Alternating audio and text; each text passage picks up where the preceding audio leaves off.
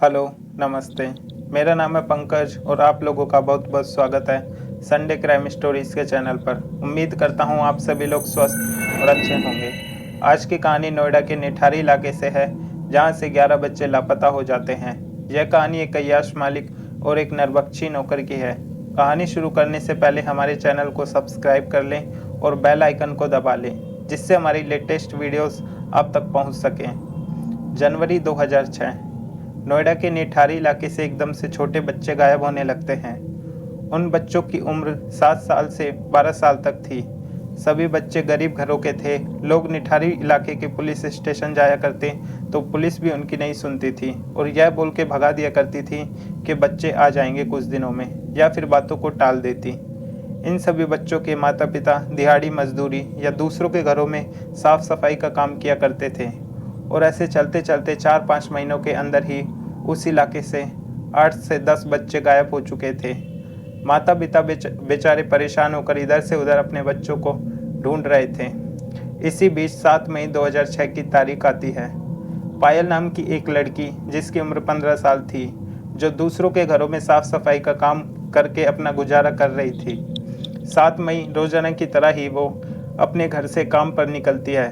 पायल रिक्शे में बैठती है और निठारी इलाके के सेक्टर 31 में कोठी नंबर D5 के लिए निकलती है। पायल वहां पहुंचकर रिक्शे वाले को बोलती है, आप 2 मिनट रुको, मैं कोठी के अंदर से पैसे लाकर देती हूँ, और यह बोलकर वो अंदर चले जाती है। रिक्शे वाले को इंतजार करते करते 10 से 15 मिनट हो जाते हैं और पायल नहीं आती, तो लास्ट में वो कोठी नंबर D5 की बेल बजाता है। कोठी के अंदर से एक शख्स निकलता है। रिक्शे वाला उस शख्स को सारी बातें बताता है और पायल को बाहर भेजने के लिए कहता है। कोठी से निकला शख्स साफ मना कर देता है कि यहाँ पर कोई लड़की नहीं आई, और जो आई थी वो काफ़ी समय पहले ही चली गई। लेकिन रिक्शे वाला उसकी बातों को नहीं मानता, क्योंकि जब से उसने पायल को कोठी के बाहर छोड़ा था तब से वो वहीं पर खड़ा था। अगर वो वापस बाहर आती तो उसको जरूर दिखती, लेकिन वो शख्स उसको वहाँ से भगा देता है। पायल शाम तक अपने घर नहीं पहुँचती तो उसके घर वालों को चिंता होने लगती है। पायल के पिता नंदलाल निठारी पुलिस स्टेशन जाते हैं और पायल की गुमशुदगी की रिपोर्ट दर्ज करवाते हैं। पहली बार ऐसा होता है जब किसी बच्ची की गुमशुदगी की रिपोर्ट दर्ज की गई। पुलिस यहाँ रिपोर्ट तो दर्ज कर लेती है, लेकिन कार्रवाई अच्छे से नहीं करती। नंदलाल के कहने पर वो बस बातों को टाल देती और नंदलाल को यह कहकर भगा देती कि तुम्हारी लड़की किसी के साथ भाग गई होगी, आ जाएगी कुछ दिनों में। नंदलाल बाकी बच्चों के माता पिताओं की तरह शांत नहीं बैठता और एक वकील से बात करता है और कोर्ट में एक अर्जी डाल देता है। नंदलाल अपनी रिपोर्ट में लिखता है कि मेरी बच्ची काफ़ी दिनों से गायब है और पुलिस अपनी कार्रवाई नहीं कर रही, और इस इलाके से पहले भी काफ़ी बच्चे गायब हो चुके हैं। सेशन कोर्ट तुरंत कार्रवाई करने के लिए ऑर्डर देता है और कहता है कि यह गंभीर मामला है, जल्द से जल्द कार्रवाई करे और हमें रिपोर्ट दे। जिस समय पुलिस अपनी तरफ से कोई कार्रवाई नहीं कर रही थी, उस समय पायल के पिता नंदलाल अपनी तरफ से जांच पड़ताल करते हैं और उन्हें कोठी नंबर D5 के बारे में पता लगता है, जहां उसे आखिरी बार जाते हुए देखा गया था। नंदलाल उस कोठी के मालिक मनिंदर सिंह पंडेर के खिलाफ FIR दर्ज करवा देता है। D5 कोठी के मालिक मनिंदर सिंह पंडेर एक करोड़पति आदमी है। मनिंदर सिंह पंजाब का रहने वाला था और यह एक बिजनेसमैन था। इसकी पुलिस से भी अच्छी जानकारी होती है, और उस दिन रिक्शे वाले के बैल बजाने पर जो शख्स बाहर आया वो मनिंदर सिंह का नौकर सुरेंद्र कोहली था। इस कोठी में सुरेंद्र कोहली अकेला रहा करता था। मनिंदर सिंह की फैमिली पंजाब में रहा करती थी, जिस वजह से वो 15-20 दिनों में एक बार कोठी पर आता था, वो भी एक दिन के लिए। जब मनिंदर सिंह को इसके बारे में पता लगा तो उसने अपने वकील से बात की और उस FIR को हाई कोर्ट में चैलेंज कर दिया, लेकिन हाई कोर्ट ने उसकी एक ना सुनी और सेशन कोर्ट के फैसले को बरकरार रखा।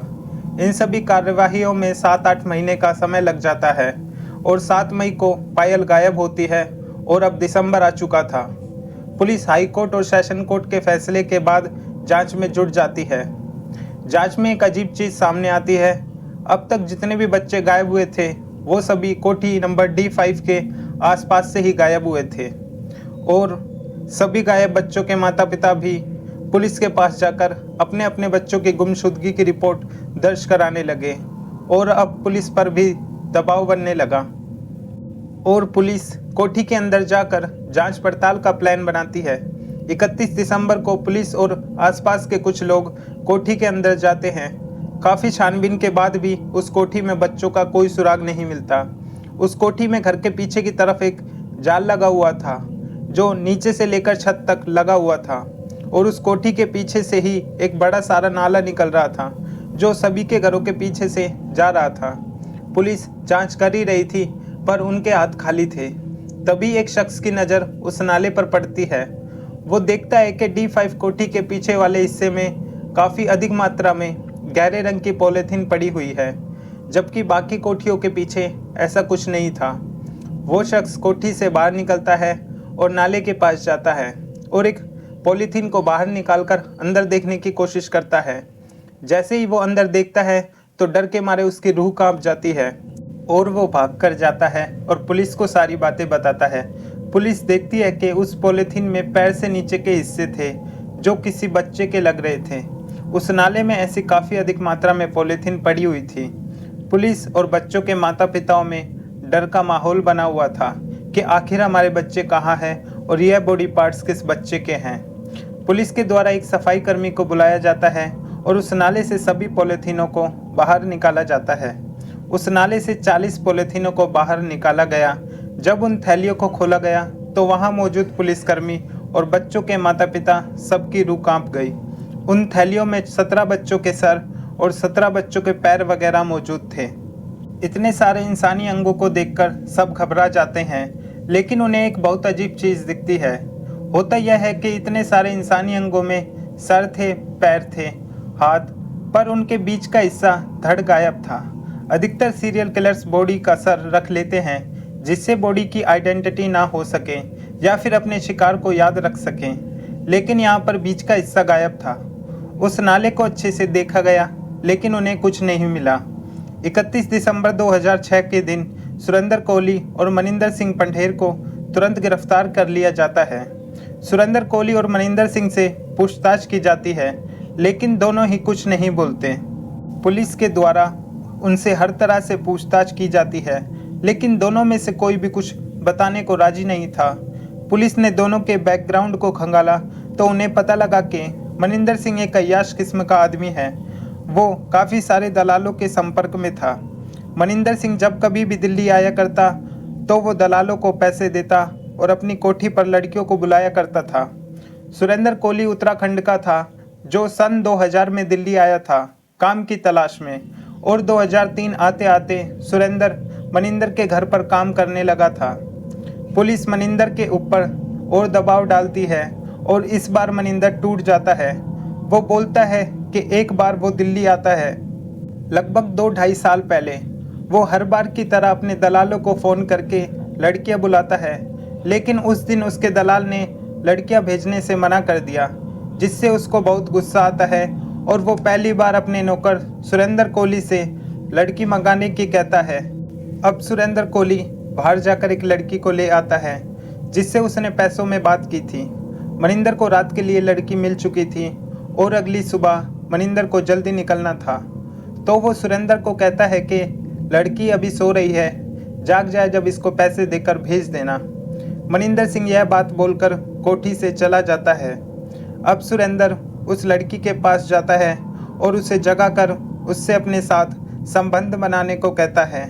वो लड़की उसको साफ मना कर देती है, जिस वजह से सुरेंद्र को गुस्सा आता है और वो उस लड़की को गला घोंट के मार देता है। मारने के बाद सुरेंद्र उस लड़की के साथ संबंध बनाता है और बाथरूम में ले जाकर उसे 3 टुकड़ों में काट डालता है। सर, धड़ और पैर, तीनों हिस्सों को अलग अलग करने के बाद सुरेंद्र सर और पैरों को पॉलीथीन में डालकर उस कोठी के पीछे वाले नाले में फेंक देता है और धड़ वाले हिस्से को बहुत छोटे छोटे टुकड़ों में काटकर कुकर में डालकर पकाकर खाने लगा। अब उसके मुंह खून लग चुका था और इंसानी मांस खाने का मन करने लगा। यह सब बातें बता रहा था तो उस टाइम उसके पास 4 पुलिस वाले थे जो पूछताछ कर रहे थे, तो उन्होंने उसको बीच में रोका और उस कमरे से बाहर आ गए और अपने सीनियर ऑफिसर से बोले, हम इससे पूछताछ नहीं करेंगे। पुलिस वालों को भी उसकी बात सुनकर डर लगने लगा था कि आखिर थे तो वो इंसान ही। इसके बाद सुरेंद्र से पूछताछ करने के लिए उस कमरे में 10 पुलिस वाले जाते हैं और इस बार सुरेंद्र के हाथ पैर को भी बांध दिया जाता है। सुरेंद्र से वापस पूछताछ की जाती है तो वो बताता है कि जब कभी भी सेठ बाहर होते थे तो वो बाहर जाता और आसपास में खेल रहे बच्चों को टॉफ़ी के लालच में अपने कोठी में ले आता। बच्चों को कोठी में लाकर वो उन्हें गला दबाकर मार डालता और उन्हें 3 टुकड़ों में कर देता। सर और पैर को पॉलीथीन में डालकर कोठी के पीछे वाले नाले में फेंक देता। बाकी बचे हिस्से को कुकर में डालकर पका कर खा जाता। यह सब सुनकर ही आप पता लगा सकते हैं कि वो किस तरह की मानसिकता वाला इंसान था। वो एक नरबख्शी ही था। सुरेंद्र ने 1 साल में 16 बच्चों और एक लड़की को अपना शिकार बनाया। अगर पुलिस पहले ही बच्चे की गुमशुदगी की रिपोर्ट लिखकर सही तरह से अपना काम करती तो शायद वो बच्चों के साथ ऐसा ना होता। पुलिस जब भी सुरेंद्र से पूछती कि तुमने यह क्यों किया तो वो हर बार यही बोलता कि बस हो गया। जब लोगों को यह सब पता लगा तो लोगों ने जमकर विरोध प्रदर्शन किया और अपने बच्चों के कातिलों के लिए कड़ी से कड़ी सजा की मांग करने लगे। मनिंदर सिंह का बच्चों को मारने और काटने में कोई सबूत नहीं मिला और उसका भी यही कहना था कि मैं बस पार्टी के लिए लड़कियों को बुलाया करता था, मैंने कभी किसी को नहीं मारा। सुरेंद्र कोहली और मनिंदर को कोर्ट में पेश किया जाता है। 17 मामलों में से 14 मामलों में सुरेंद्र को फांसी की सज़ा मिल चुकी है। बाकी फैसले आना बाकी है। मनिंदर सिंह अभी जमानत पर बाहर है। सुरेंद्र सिंह के घरवाले भी उसकी फांसी की सज़ा की मांग करते हैं। आज की कहानी यहीं समाप्त होती है। मैं आशा करता हूँ आप सभी को आज की कहानी अच्छी लगी होगी। अगर आपको हमारी वीडियो पसंद आई तो वीडियो को लाइक करें, कमेंट करके बताएं कहानी कैसी लगी और वीडियो को ज़्यादा से ज़्यादा शेयर करें और सच्ची क्राइम स्टोरीज़ को देखने के लिए हमारे चैनल संडे क्राइम स्टोरीज़ को सब्सक्राइब करें। मिलते हैं अगली कहानी में।